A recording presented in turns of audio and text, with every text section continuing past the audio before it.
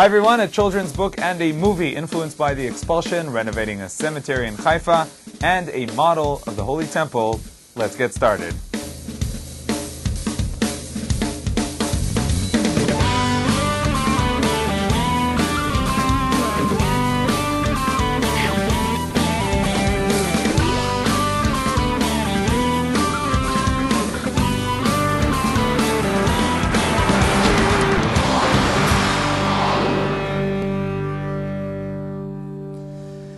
Shalom and welcome to Israeli Salad. This week's program is the 150th program broadcast on the web. Today we will see two artistic productions influenced by the expulsion from Gush Katif and Northern Shomron. Let's first meet Itamar, the author of a new children's book called On the Shore of the Blue Sea. The Gush Katif expelled youth are still searching themselves. There are even still young girls in jail as a result of their protest against actions prior to the expulsion. The sorrow and longing does not go away, but here's something that might help. In Neve Dekalim lives a family with a girl named Anat, a cute girl with braided hair, with a smile on her face and two dimples. They live near the sea and the waves, in a house with flags in the community of Neve Dekalim. Itamar Lieberman published this children's book that reminds us of the events of the months of struggle and demonstrations before the expulsion. Itamar made sure that although it's a children's book, it will have the correct terms: expulsion, not disengagement. They were actually expelled from their homes. Also the children in the story, that's how they feel, that they're being expelled from their homes. You know what? That's how I feel. As a teenager, as a child, I feel that it was really cruel.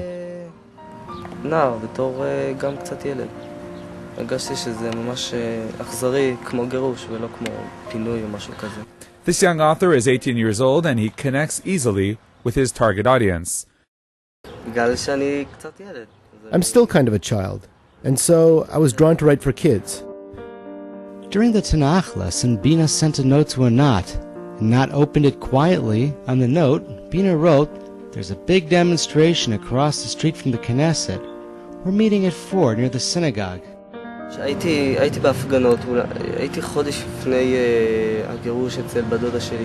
participated in many demonstrations.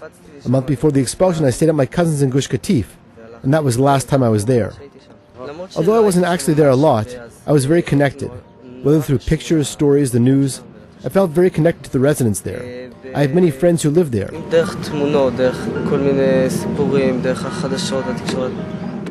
And so this whole issue of the expulsion was close to my heart, and that's why I wrote a book about it. Itamar writes a lot, at home, at his yeshiva in Mevaseret Zion, anywhere.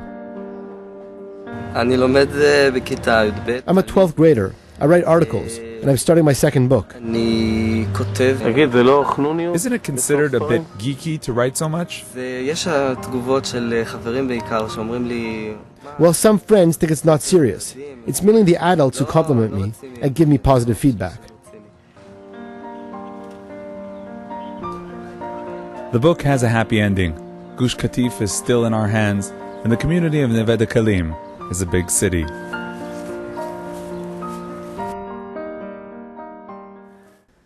That was a book, and now a movie. Home Game is a movie that documents the expulsion from the point of view of the Gush Katif teens. Now this movie has been brought to Tel Aviv to share the story with a secular Israeli audience. The expulsion from Gush Katif and the North Shomron has caused many people to produce many video features and publish many writings. The uniqueness of Home Game is that it shows the expulsion through the eyes of teenagers. The movie focuses on the annual basketball tournament that took place as the expulsion was already being carried out. The movie, initiated by Avi Avlov from Netzer Chazani, was successful, and it was screened in local community centers in Israel and abroad. The main goal of the movie was to present the way of life of the teens who were basically like everyone else. In the media, they presented us as settlers. What will they do? How will they react? And here, we present the before, that we were ordinary kids. And so it's important that this reaches not only our public, but also the general public to show what really happened.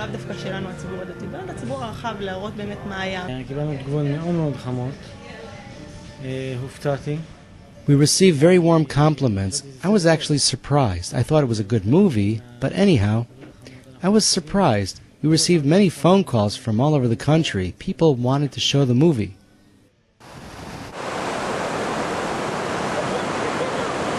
There have been some screenings in Europe, one in England. There have been 4, 5, 6 screenings, I think, already in the United States. And I get emails and phone calls almost every day from more places that want to have it screened. Now, the creators of Home Game decided to try to reach the secular audience. To do so, they invited Israeli journalists to watch the film in a small Tel Aviv theater. The purpose of the film is to get it out to the general public, and part of the way to get it out to the general public, I thought would be good to get some journalists to see it, to start, first of all, for them to see it, for them to be hopefully influenced by it, because I do believe anyone who sees it comes away with a little different than before. זה מה שהיה דיבור בקיץ, ים וכדורסל.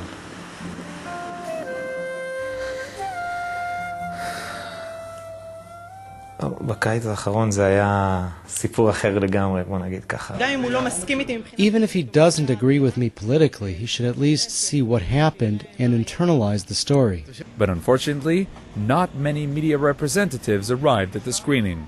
It's a long process. It's a long process. The subject of this film, and coming from right-wing settlers producing and directing it, is definitely a hot potato.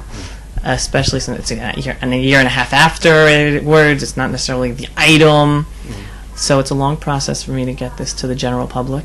But you got to start that process, and I've started to get some journalists to see it, continue to get journalists to see it, continue to have screenings both in the religious public and have screenings in the secular public as well. שנה שעברה זה היה טורניר מגעיל. סליחה על הביטוי.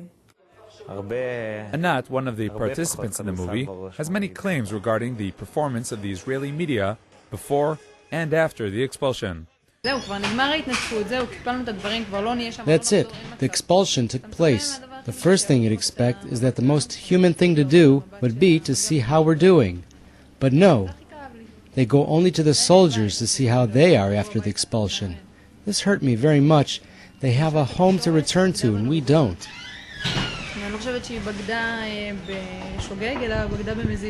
I think that the media betrayed us, and I don't think it was by mistake, but rather on purpose. The whole disengagement plan was led by the media. And the movie shows our point of view without making things sterile. And I really hope that we succeed in broadcasting it on a channel with high ratings, and that at least a third of the nation will see it. I pray that that will happen. Look out in your local newspapers, local organizational emails, because hopefully soon, within the next few months, there'll be more and more screenings going on in overseas as well.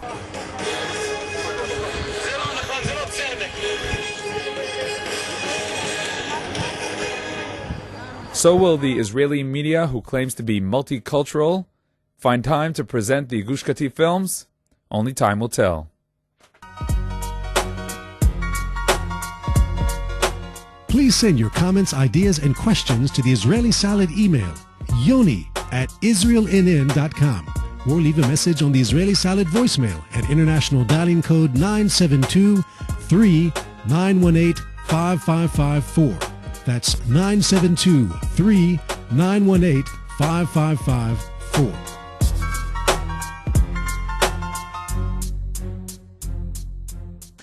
Chesed shel emet means kindness of truth. This term is affiliated with any kindness that is done towards someone who has passed away. And the commentator Rashi explains, Chesed shel emet is a kindness for which you are not expecting to receive any reward in return.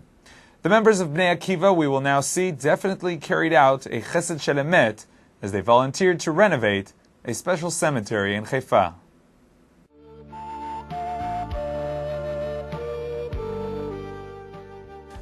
Throughout the decades, many Jews were laid to rest here in the old cemetery in Haifa. Among them are those who were murdered in the 1929 Arab riots.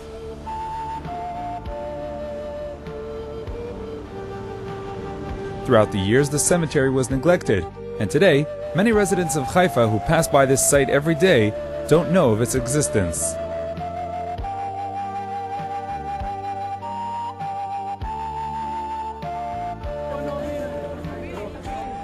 the Bnei Akiva youth group decided to take the initiative and return the cemetery its honor.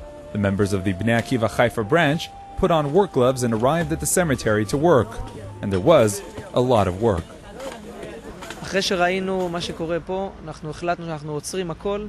After we saw what was going on here, we decided that we would stop everything and arrive here with our members. All the kids will clean the cemetery of weeds, wild plants, and garbage. We see this as an important mission. Some of the founders of Haifa are buried here. There is a whole history of the nation of Israel here.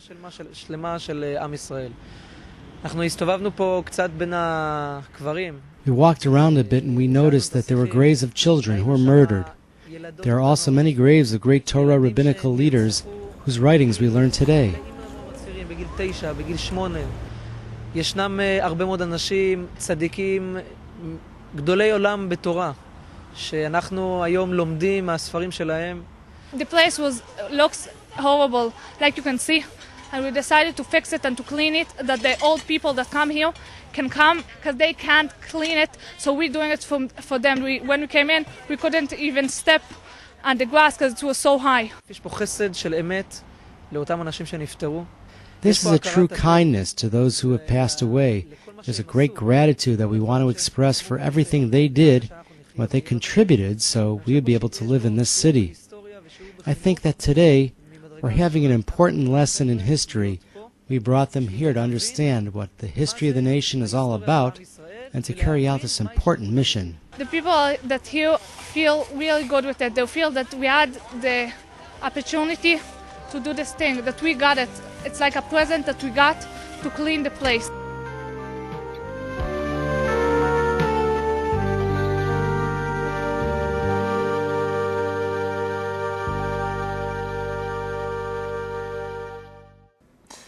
And now let's see another art exhibition, this time an art exhibition that takes us to the time of the Holy Temple, in the past, and soon again, in the near future.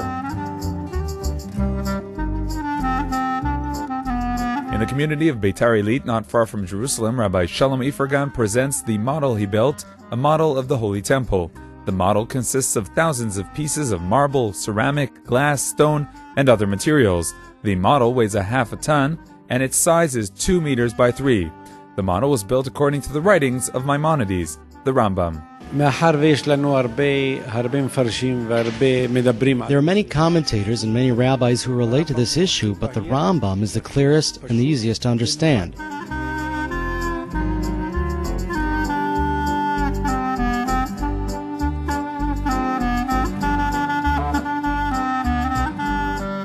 The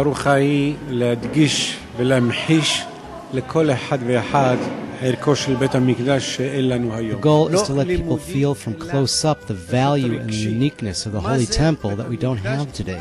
Not through learning, but rather emotionally, through the heart, not through the mind. One who doesn't connect the heart and the mind loses the beauty and the flavor. We know that a Jew with no synagogue is like a body without a soul. A synagogue is called a minor temple, Mikdash Ma'at. A synagogue is like an ash from the ashes of the burnt holy temple, ashes that were scattered throughout the world. So a synagogue is just a small part of the holy temple. Imagine how great and holy the holy temple was, and how holy it will be.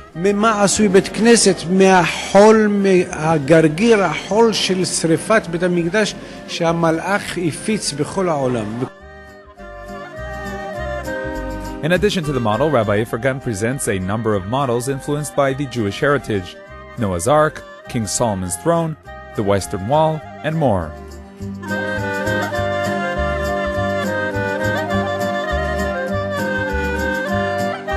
Rabbi Ifergan's exhibition was displayed throughout the festival of Sukkot.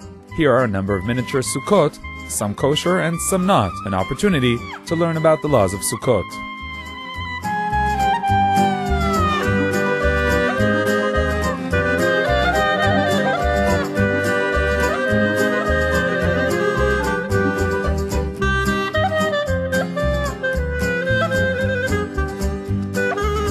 Okay, that's all for this week. Join us again next week. Until next time, from all of us here at INN TV Arutz Sheva, Shalom.